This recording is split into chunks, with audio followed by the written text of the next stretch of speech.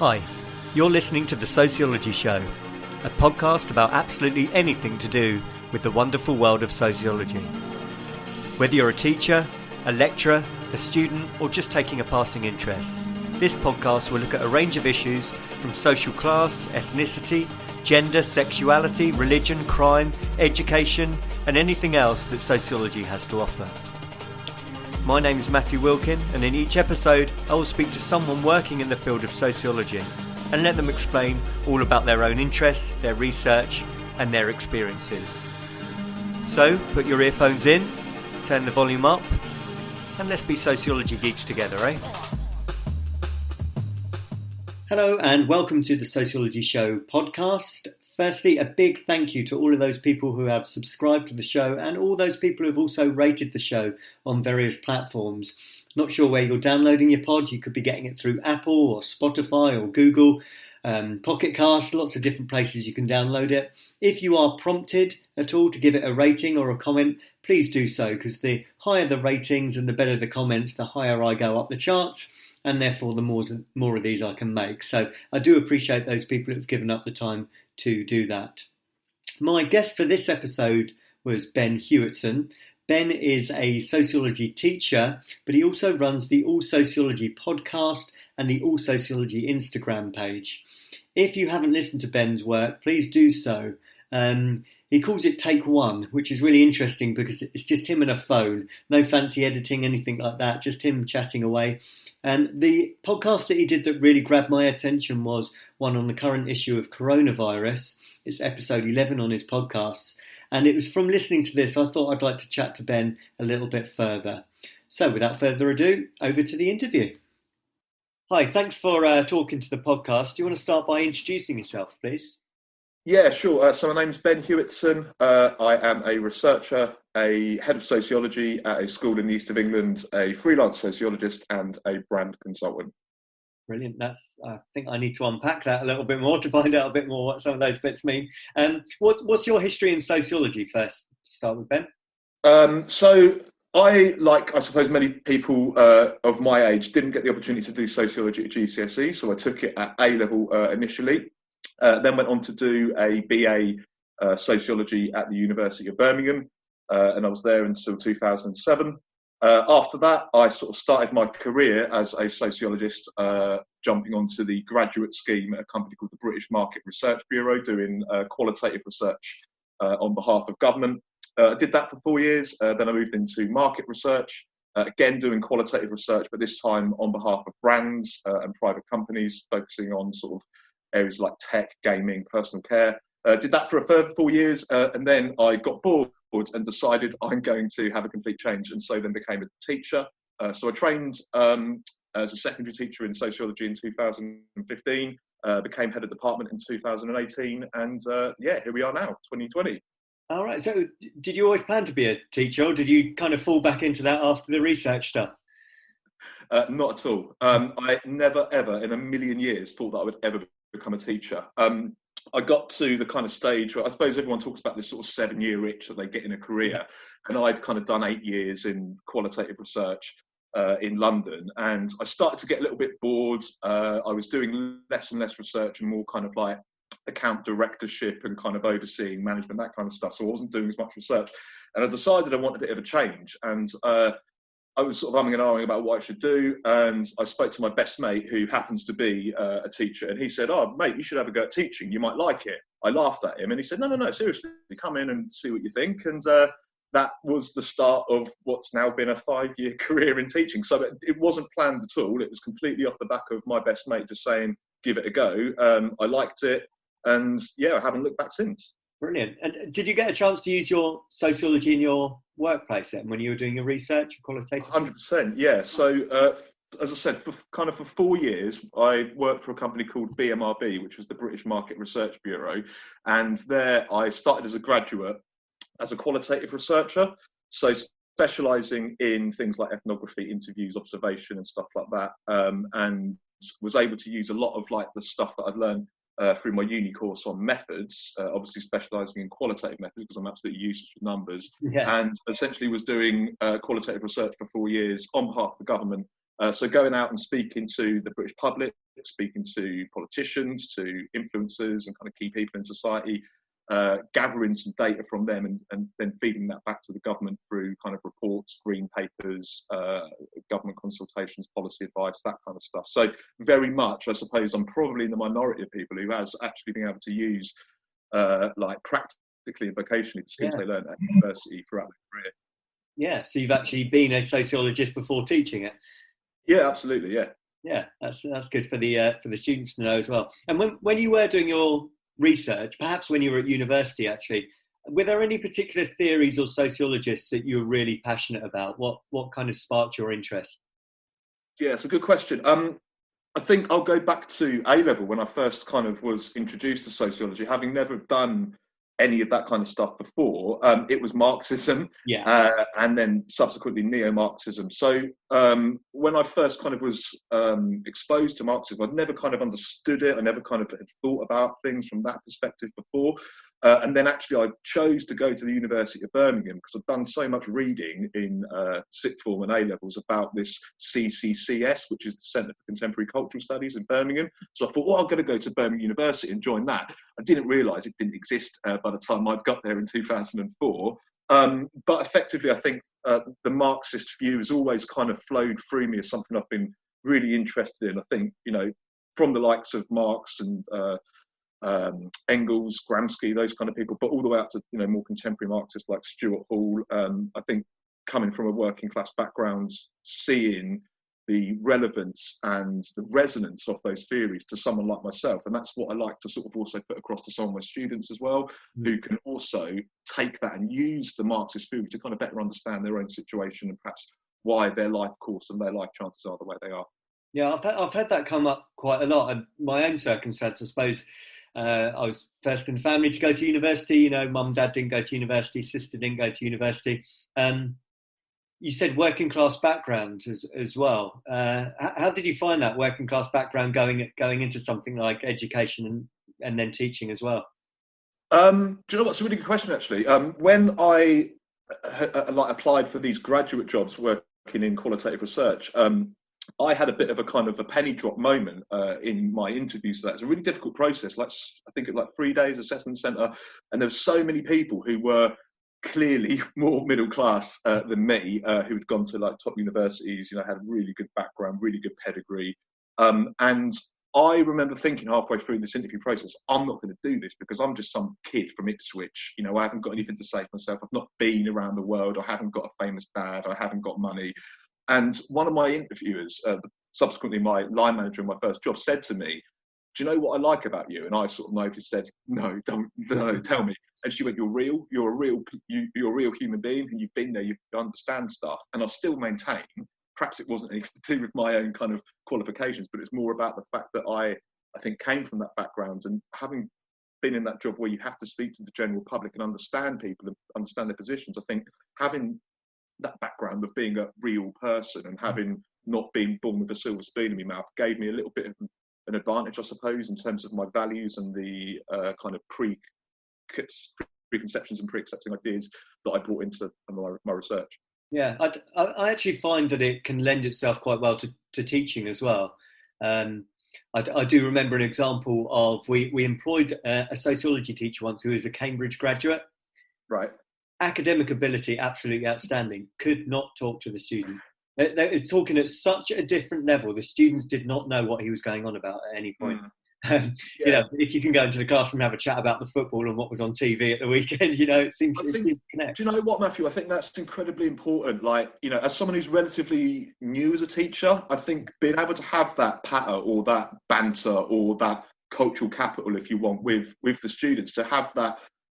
A lot of people talk about getting on a level with students, and I find that to be like the most useful kind of aid for my teaching, is being able to understand the kids, understand where they're coming from, kind of get that mutual understanding about something. And once you've got it, and they know, actually, this guy's a human being, he likes football, or he likes computer games, or he likes this type of music, or he likes wearing these trainers, you know, it goes an awful long way, just purely because of the fact that they can see that I'm not that different to them. All right, I'm 15, 20 years older, but I'm not that different. I'm still a human being. I'm not talking in this, you know, really difficult language, or I'm not using examples that they can't relate to. I try to every way through. I always think of myself as like a slightly older cousin when I'm doing my teaching. And so if you've got to have some kind of relationship with them, and if you get kids working with you, then that's half of the battle done, isn't it? Yeah, I agree. And you mentioned Marxism first got you interested. What about actual teaching? Is there theories that you really enjoy teaching with the students as well?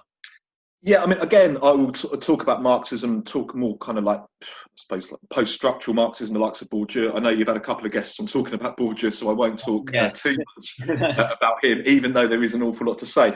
I think one of the things that I really enjoy teaching, and it's not a massive part of the spec at A-level, but in terms of interactionism and getting kids to understand and getting students to understand the relevance of meaning in social life is incredibly important. And I always talk about things like semiotics, so the study of signs and symbols and signifiers, and how important that is. And I always find that as a really nice way to get students into understanding interactions. What does it mean to wear a particular style of training? What does it mean to dress a certain way? Why do certain subcultures present themselves in certain ways? And if you can start to sort of unpack the meaning that people create when they're putting together their identity or whatever, I think that's incredibly interesting. I suppose that also ties into my personal interests in things like branding, identity, consumerism. And again, as a result of that, I suppose we're looking at more kind of postmodern arguments as well as the Marxist stuff about consumption and buying our identities and stuff like that. And I always find that young people really engage with that because, again, they can latch on to things. They've got something that's got a resonance. So if we're thinking about, I don't know, blimey, like, for instance, impression management or anything like that, how you dress will greatly affect someone's initial impressions of you, and ultimately could well end up lead to those people labelling you in a certain way just based on that appearance that you give across. So I find like interactionism, meaning, symbols, and semiotics wonderfully interesting. I wish it was a bigger part of the spec.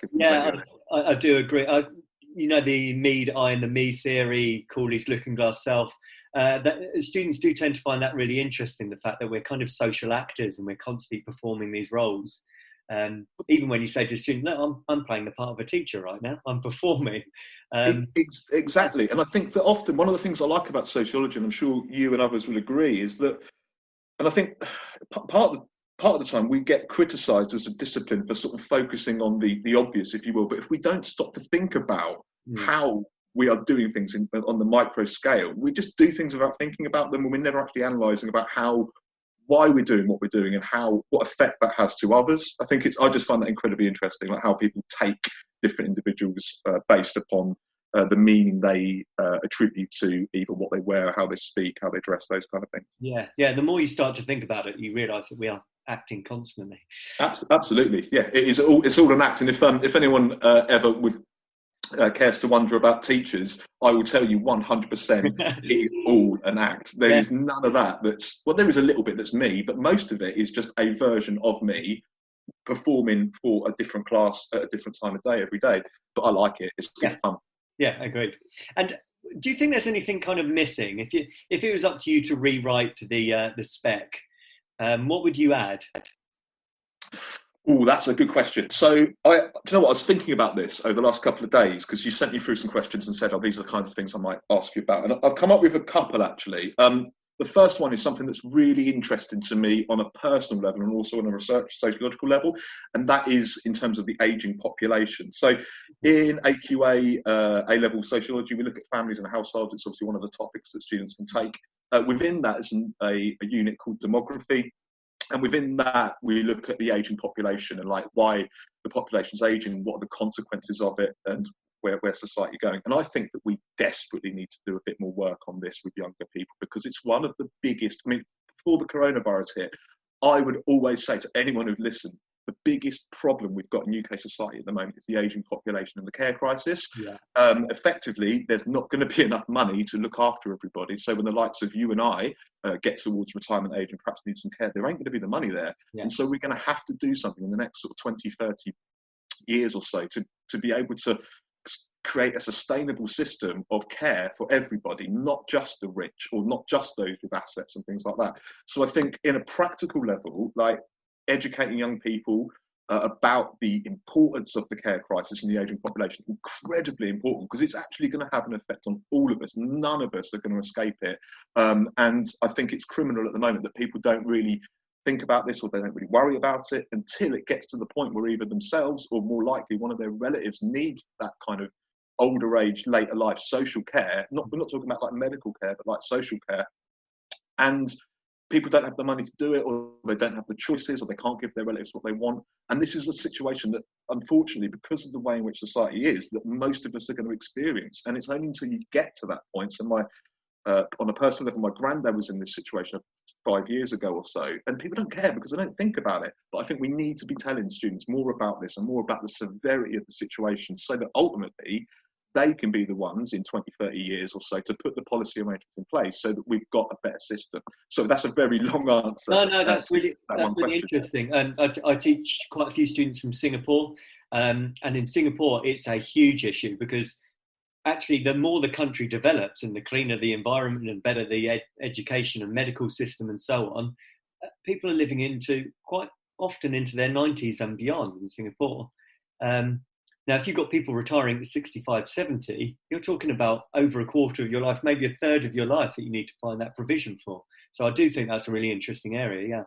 Well, this is the thing, isn't it? When the state pension age was initially introduced, life expectancy was 20 years below what it is now. And so we're basically working on a system that's only increased, state pension age up a couple of years in 40 years, when the actual life expectancy has gone up massively. So we've just got this problem, and no one's doing anything about it, and it will be another crisis.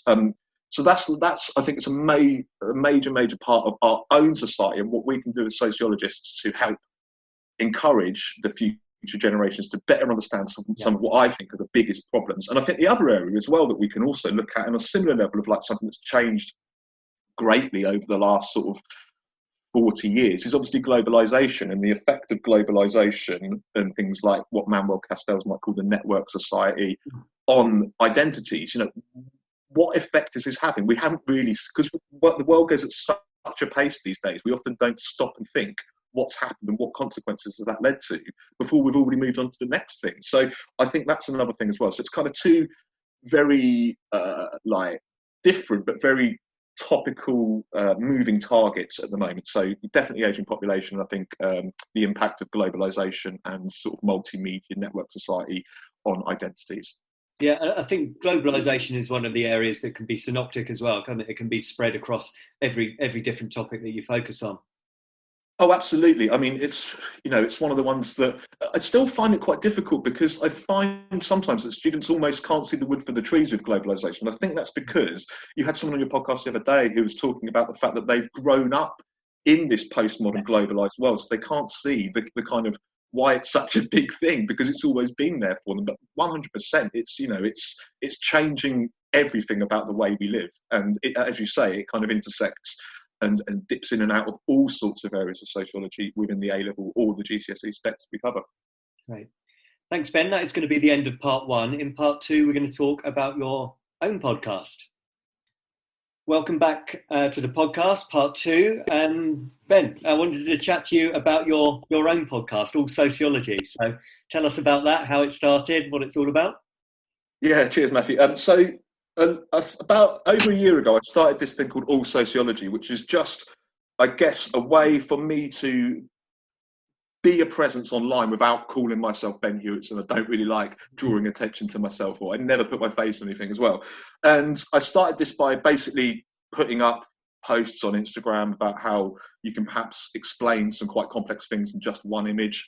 And then I thought, you know what, sometimes you can't explain everything in one image. So I decided, what's the best way to do this? Do I go and write reams and reams of stuff, or do I just sit down and talk into my phone and do a podcast? So that's why I started the podcast. It's called the Take One Podcast, just purely because I don't do any editing. I just, as you can probably tell already, I like the sound of my own voice, so I just ramble for about 40 minutes on a different topic each time.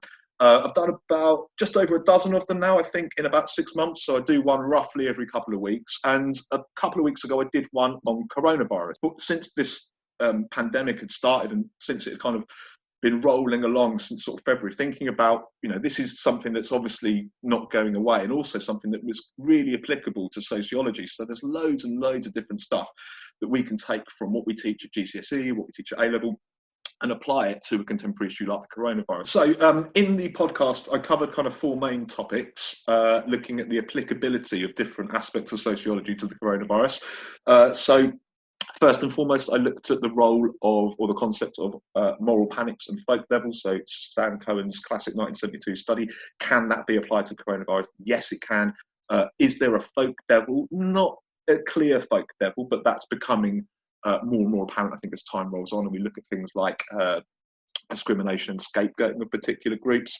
I looked at the role of the media, and especially the ways in which the media act as an agent of socialisation, so teaching us new norms, teaching us new ways to behave around coronavirus, but also the potential it has for bias, amplification, and also kind of sensationalism around particular things as well. Again, that's linking into, obviously, Stan Cohen's folk devils and moral panic through newspaper reporting of mods and rockers, but also I tied it into Stuart Hall's work on police in the crisis, where perhaps Hall is arguing that are the media using, in his case, mugging as something to distract attention away from government handling of economics, and maybe you could use the same, a bit of a hot take, maybe you could use the same argument for coronavirus and how individuals are behaving to take and distract attention away from perhaps some of the government's misgivings in that as well. The other couple of things we talked about were the social construction of deviance and the social construction of behaviours. So the ways in which the coronavirus has changed people's behaviours. And I gave the example about how even in gents' toilets in pubs, blokes are now changing the ways in which they behave, i.e. they are actually washing their hands. Everyone's washing their hands in gents now, which is really nice to see. And then finally, I talked a little bit about the role of social control, looking at agents of formal social control, so particularly looking at state and government interventions, so for instance, instituting lockdowns and those kind of things. Also, I talked a little bit about how different governments, so in China and Russia, they're using technology, so drones to keep track of people and that kind of stuff. But also in the UK, police have issued loads of fines since this started. That's been formal social control. But I found actually the more interesting side of it was the informal social control stuff, where we can look at the role of the media in kind of calling people out and doing things. We can look at the roles of our families or our friends. So for instance, people being called out and chastised for bulk buying and those kind of things, or going out when they shouldn't be. And I led all of that on to ultimately a discussion of surveillance and bringing in Foucault's concept of the panopticon and self-surveillance to discuss basically how we are now really surveying ourselves as well as being subject to formal and informal social control from those other agents of socialisation. Thank you. That's really great. I wanted to ask you something about, you mentioned the scapegoat theory, using something like Cohen's scapegoat theory. My fear or worry is using the Chinese as a scapegoat, or certainly how the media are putting blame towards that particular group. I just wonder how that's going to affect relationships with other nationalities and China. Yeah, I think it's a really good point. I think that there are potentially, in addition to Chinese individuals, people from a Chinese ethnic origin, and anyone really from Far East Asian ethnic origin, we've got 2 major groups of people there who could be demonised and discriminated against this. Already we've heard reports of people in London from Chinese communities, and indeed from other Far Eastern communities, getting kind of scapegoated for this and getting discriminated. We've also seen this rise of what they call maskophobia or maskophobia, where anyone wearing a surgical mask is being kind of discriminated against. Or I think that we're going to maybe see that change over the next couple of weeks and months as wearing a mask becomes more of a norm. But also as well, older people can be very easily demonised and victimised, because a lot of older people are self-isolating or shielding and those kind of things, but not all of them.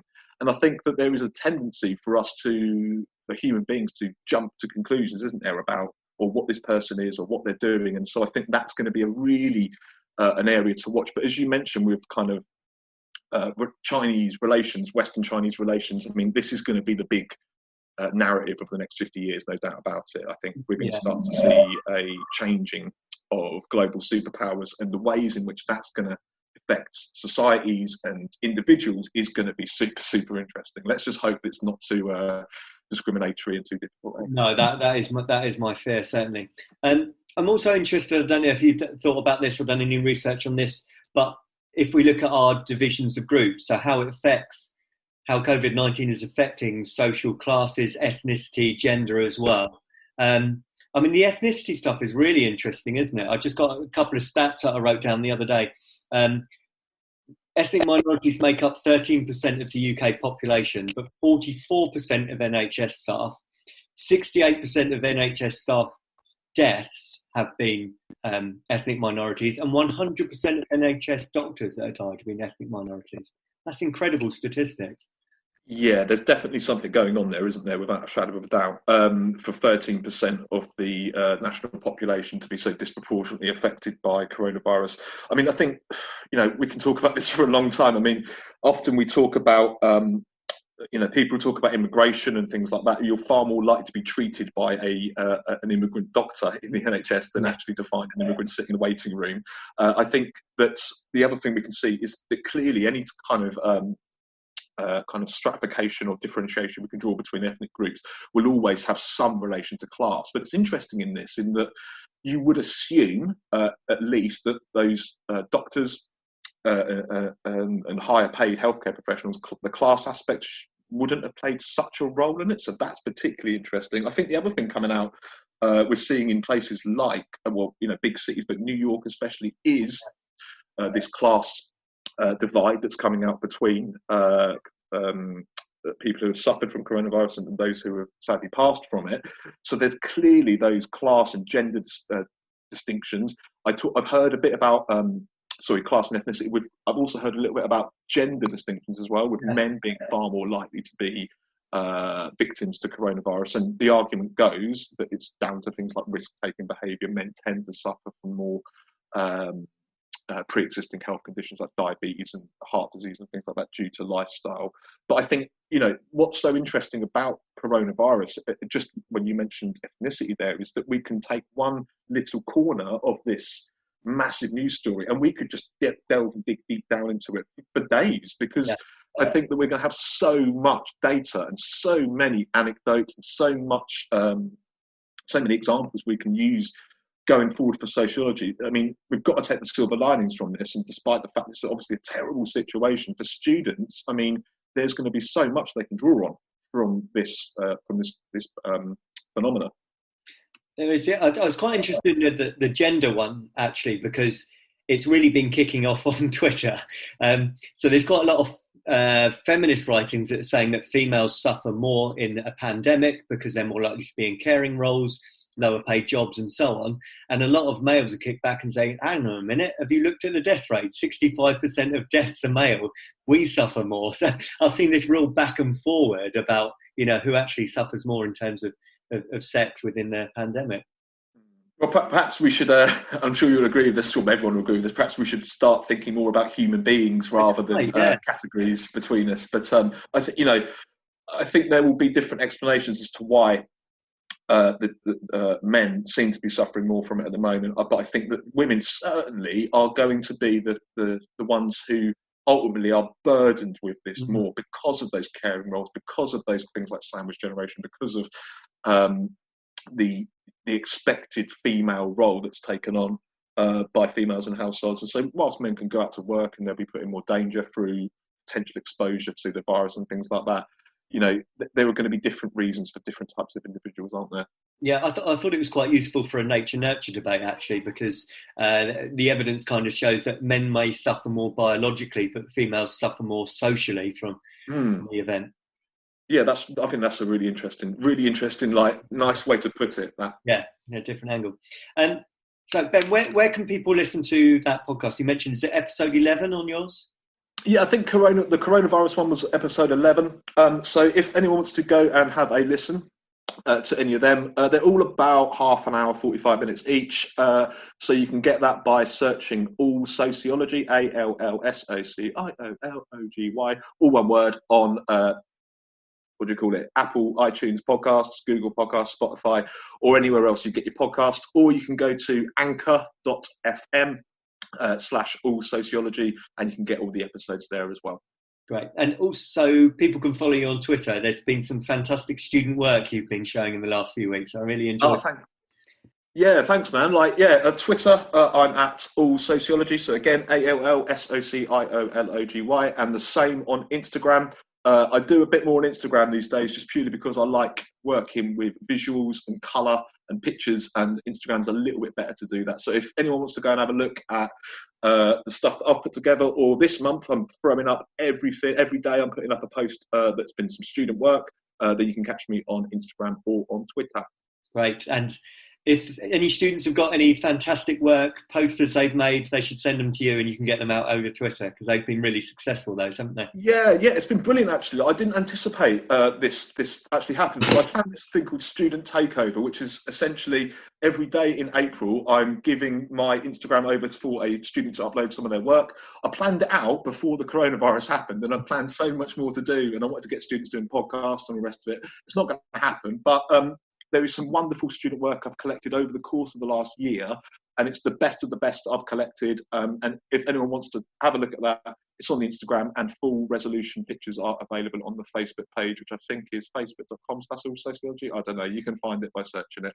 Right, and teachers can steal those off you, can they? Yeah, of course. That's the whole idea. Everything's free. The whole idea is, what's the point in me holding on to this wonderful work in a dusty old folder in my flat when it could be shared with loads of people? And I've had some really good feedback on it. So please go and grab it. It's all free. Help yourselves. Fantastic. Thank you very much for your time today, Ben. Really appreciate it. You're welcome. It's been lovely. I've really enjoyed it, man. If you want to have another chat again, then just give me a shout. Let's do that. Great. Cheers. Thank you. Nice one. Cheers, Matthew. Ta-ra. Bye. Thank you for taking the time to listen to the podcast. If you would like to contact the show or be interviewed, then please email thesociologyshowpodcast@gmail.com.